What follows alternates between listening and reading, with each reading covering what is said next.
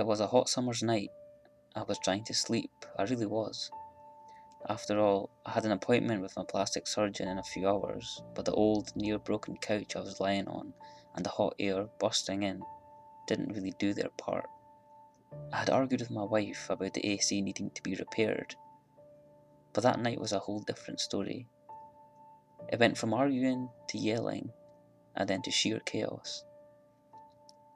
I didn't want to bring the fight into the bedroom, where we had our son's crib as well, so I decided to sleep on the old couch in the living room instead.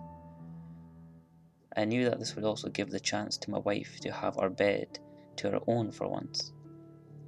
It was quite small, barely had enough room for 2 people.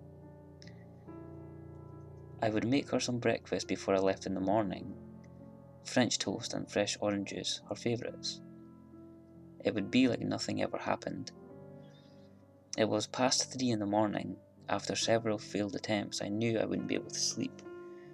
I got up and walked to the kitchen to get some cold water in order to cool myself down a wee bit. That was when I saw him. It was an old man, clearly staring at me through the kitchen window. I instantly froze. Was this the heat that had got to me, or was this actually happening? He had wrinkled skin and white matted hair, several scars in his face, and wore a black patch above his left eye. However, the most disturbing thing about him was his smile. That sly smile exposing his almost golden teeth petrified me.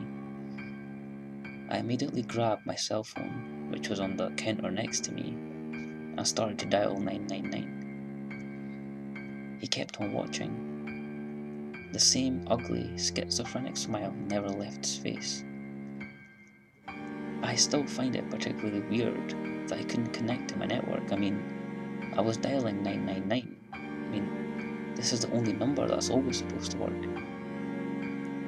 After I was done trying to get through, I looked up at the window in high hopes that I had at least managed to scare him off. He was still there, his smile getting wider and wider as he pulled a shiny knife out of his filthy, muddy army jacket. I woke up in the living room, on the old couch, covered in my own sweat. Everything felt and seemed just as normal as the day before. I was late for my appointment, but I didn't care. This was real. It felt too real just to be a dream. I immediately ran outside to where the old man would have had stood last night.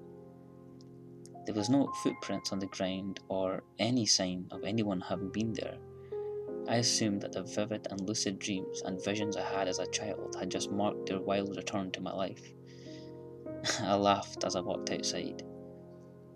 I laughed as I checked my cell phone for reception, which showed 5 bars. I could barely hold my laughs while I was on the phone to my boss calling in sick. I was even laughing as I was preparing my breakfast for my wife and son. I had the laugh of my life as I walked into the bedroom now covered in blood, entrails, and fecal matter. I woke up in the living room, on the old couch, still furious at that bitch for forcing me to sleep on it. It was her fault we argued, her fault we went to war, her fault I got fucking mutilated. The clock on the wall to my right showed 3:15 AM. I let out a smile and got up.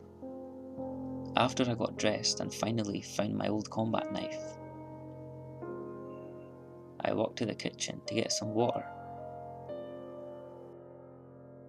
It was time.